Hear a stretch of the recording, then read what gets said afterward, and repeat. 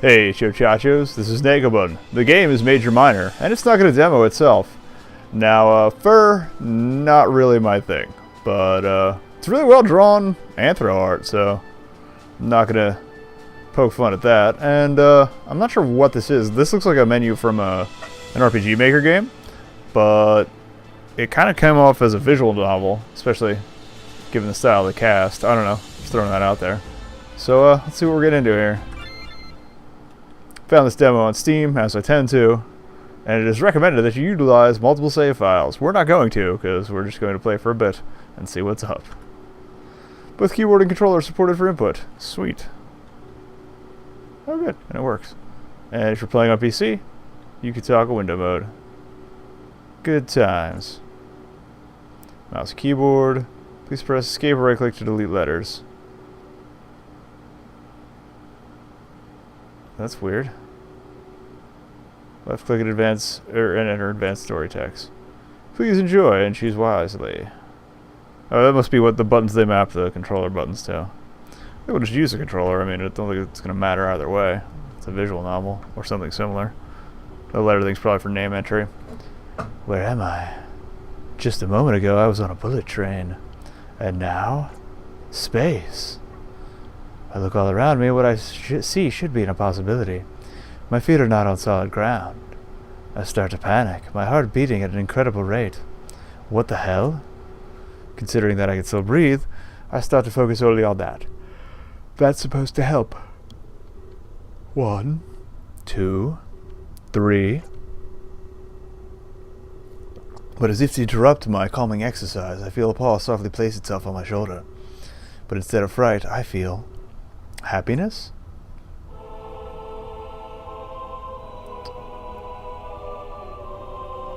Welcome to the Ark. Your soul is caught between worlds, an amalgamation of where you once were and where you long to reside. But even now it is unclear. Are you not sure where you belong? Or where you want your life to direct you? That's what, like, the churchy pipe organ music. It seems a little over the top. Do not worry, it is more commonplace than you realize. I will be your guide. First, I need a name. What shall I call you?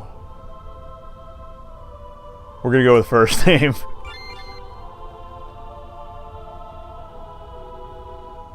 First name, My name, you ask? That is of no importance. I am not the one who will be remembered. But if your presence here portends to a fate being written in the annals of time, then I must know more. The breaking up of the text with different batches of quotes is a little odd. What else did they call you? First name. They call me first name, last name. First name, last name. So be it. The pleasure is mine. Thank you for keeping me company in this space between spaces. Well, I didn't really ask to, but okay, buddy. It will not be the last time we meet here. However, this meeting will be cut short. You seem to be fading away. Your soul must be longing to return to familiarity now. To your own world. But it won't be much longer until you are here once more. The soul's desire to flock to mysteries without pause. So, until then, you are a victim of circumstance no more. This is the power granted by the Ark. The ability to create your own destiny. Many important choices will be made, and the universe will remember this, and also bend to them. The universe will bend to you. I look forward to watching, and I will explain more in due time. So it's a power fantasy, got it. Or a butterfly effect thing, one way or the other. I didn't know you could do visual novels with a RPG Maker, because this is definitely RPG Maker between the font and the menu setup. I did good with it, for once. My consciousness shoots back to the place I was standing just mere moments before. Who was that exactly? And where the heck was I? I scratched my head in sheer confusion and realized that these questions would go unanswered for now. It definitely wasn't a dream. Also, this is not the layout of the interior of a bullet train. This is the layout of the interior of a passenger train. I mean, a bullet train is a passenger train, but they tend to have seats that are side by side, facing forward, and or backwards. I think it's like 2 by 2. And you can look at each other. Anyway, yeah, this is a commuter train. Definitely wasn't a dream. When you wake up from a dream, you normally know immediately that you're dreaming. But this confusion goes beyond that. I grasp the cold metal railing in front of me. Those that are standing up waddle back and forth with the train's changing momentum. I was lucky enough to secure a sitting spot, which was for the best. It was odd that there was a railing to grip for those who were sitting down, as if they expected the possibility of someone succumbing to vertigo and needed support as they fell. Or perhaps it is to hold on to in case of emergency. Like the train got into an accident and derailed. I shake my head, realizing that this is a childish train of thought. And then I laugh at the pun I just made. I was just going to say, was that intended? Awkward glances shift towards me. For a second, I'm glad no one around me seems to speak English. They would have to question my face why I might appear unstable. Although it would be nice to have somebody I could converse with on this ride. It shouldn't be too much longer until we reach our destination. Tokyo, Japan. The inner child that just enjoyed his own pun lets out an excited giggle at that fact. Who didn't dream of going to Tokyo? I think everyone wanted to experience this culture at least once in their lives. Wee-ah-boo, wee-ah-boo, wee-ah-boo. And I was lucky enough to do it in style. It was just the first of many places, on what would surely be the best year of my life. So are you a furry, or are you just like... You got like... Are you otherkin, and therefore, you know, human on the outside? Like, what are we looking at here? Work with me. Or is this world populated by anthropomorphic people? Animals. Animal people. Whatever. A rook in a hard place. Okay, paw gripped the railing tightly, so everybody's furry. Got it. While my left paw gripped the railing tightly, my right paw firmly handed a can of Pop Star. It was a brand of energy drink made famous by the pop idol Clace. The pop idol whose tour I was about to go on. That's right. 2 special cans were sent into the wild, and those that found them got to tour with Clace for a year.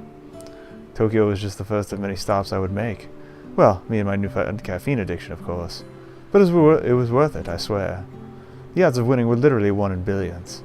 I was ready to celebrate that fact and have the time of my life. I really hope that Clace is nice.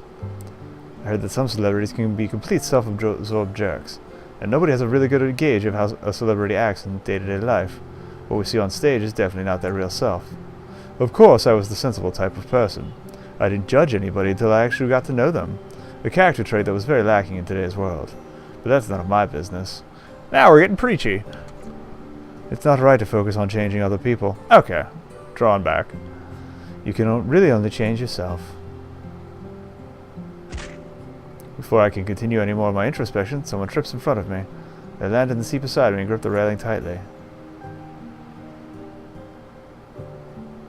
Oh my gosh, I'm so sorry. Please forgive me. I nod my head. It's not the end of the world or anything like that.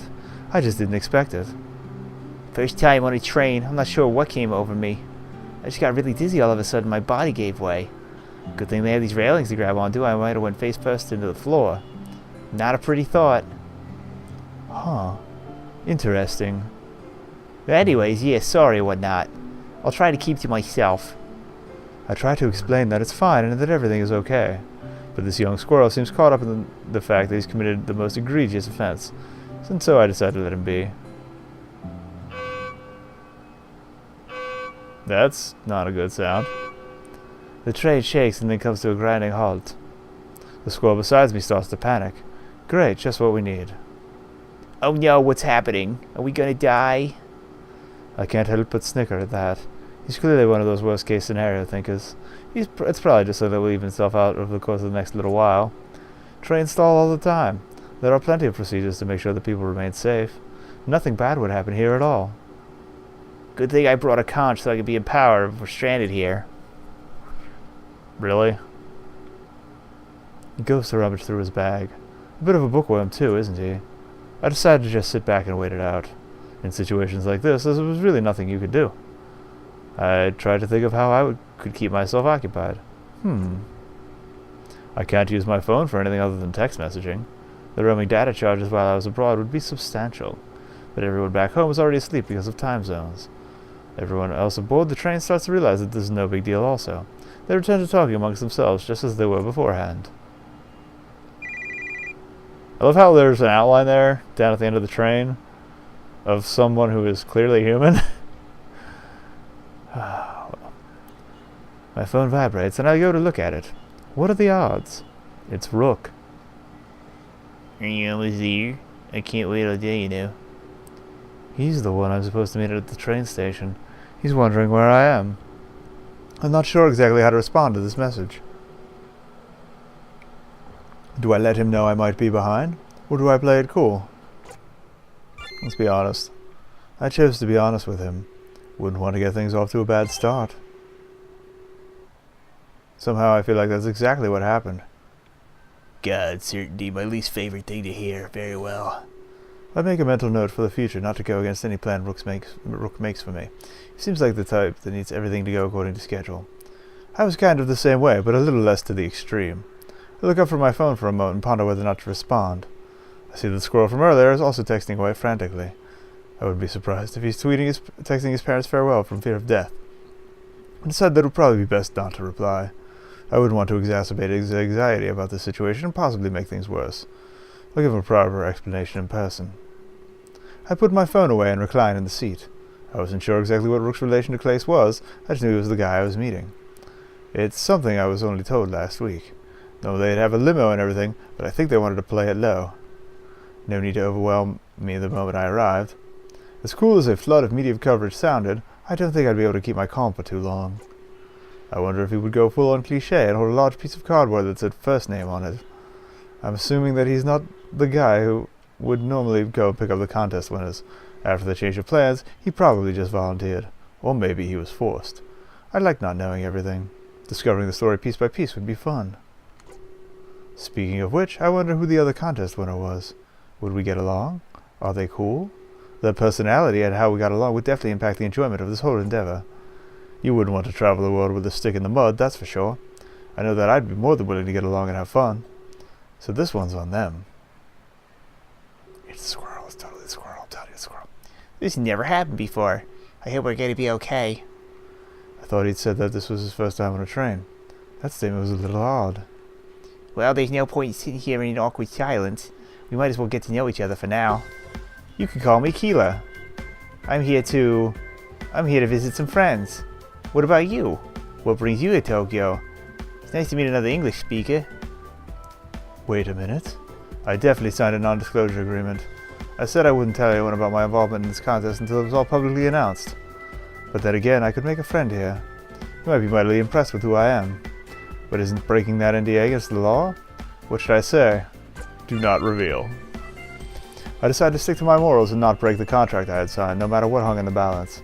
It was probably for the best, though. A lawsuit or worse is the last possible thing I wanted. Oh, you can't say? I understand. I'm not here for anything overly special. I'm just here to visit my brother. Wait, I thought he said he was here to meet friends. Now he's here for his brother?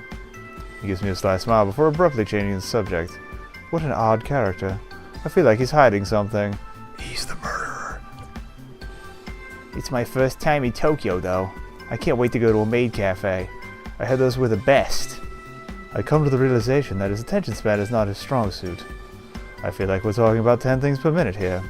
Perhaps he's not hiding anything as much as he is planning lots of stuff. What about you? Would you ever go to a maid cafe? Or does that not sound like your thing? I'd love to. Awesome, we'll have to see if we can keep in contact then. I've been looking at the tourist sites and found some places. I actually have quite a few cafes I'd like to check out. I'm not in any rush in it, though, since I'll be here for a year. A year, huh? Before I can question him any further, the train starts moving again. Oh wait, I was doing it in Keela's voice. Everyone standing up jerks back at the sudden movement. That didn't take very long at all. That was it? Wow, I sure was scared for nothing. I let out a nervous laugh as I'm not sure what to say to him. I wouldn't want to say the wrong thing and belittle him for freaking out. You know, it actually wouldn't be that bad to hang out with this guy at a maid cafe. He seems like he'd be interesting company to keep. He never seems short of conversation and always has lots to talk about. That's all you really need. I wonder what Rook was like. More importantly, I wonder how he'd treat me when we met. Especially after that text message incident. He really didn't seem that happy that I showed him doubt. In fact, I had a distinct feeling that I'd be hearing about it later. However, I could rest easy knowing that I told him the truth. Wouldn't want to lie. I don't think it's recapping a lot and I don't think it needs to.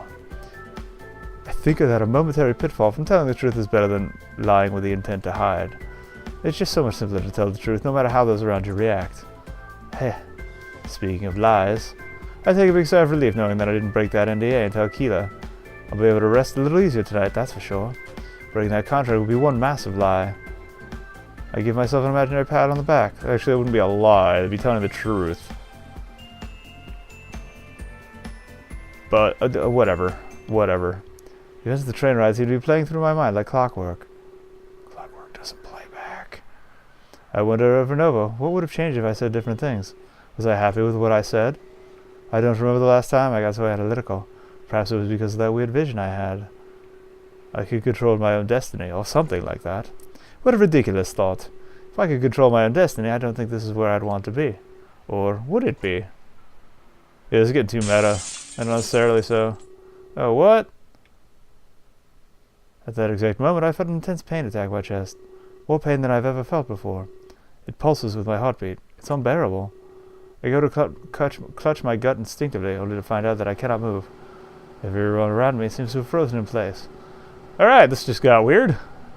The pain radiates through my body, until eventually settling in my head. I feel a burning pain. My eyes start to water, and I feel a tear stream down my cheek. I can't move. I can't call for help. But then I feel that paw on my shoulder again. And the pain fades away. What the hell? I'm glad that you're starting to ask the important questions first, Abe. What would have happened if I had said something different? How will the world shape around this? Analyzing our choices is the only way to ensure we make the correct ones in the future. For example, you expressed interest in the idea of a maid cafe with Keela. Do you really have time for that? I figured that such juvenile concepts were beyond you. Not to mention how many avenues that may well cut off. Soon you'll be surrounded by new and interesting people. No need to plan with someone outside of that circle. But I digress. If that is truly something you desire, then I have no way to change that, as it is what will happen. But then there's Rook. I can't help but feel like your response to his message affected your relationship. Rook will remember that. Seriously, this is way too many words, and not for the better. I can't say he took that information sitting down. He seemed rather upset. I feel like he'll hold this against you. But perhaps this brings up the chance to make it up to him and overshadow the error. Well, he had waited a few minutes to respond, however. The train began working quite quickly. But there's my issue. The train stalling did not convey the internal workings of your mind. If anything, you were excited to arrive and begin your adventure. So then why? Heh. It appears that even I do not know everything. Perhaps that is best. I remain ignorant in some capacity. As those around you should and do. I commend you for not breaking your contract. Keela did not need to know. Nobody needs to know until the world is ready. I think we can both rest assured that not telling was optimal. So, as you can see, a choice is not simply a choice. A choice is a consequence, whether immediate or far off. And a choice is a chance for deep reflection on both you and others. So for all of our sakes, I hope you put a little more thought into your choices from here on out. Alas, my input can only go so far. The choices are still yours to make. I can partake in the reflection with you. However, we are unable to change what has already been done. We lack that power. I know you feel like I owe you some answers. And that might well be true. Why am I in pain? Maybe explain that one. But they do not come so soon.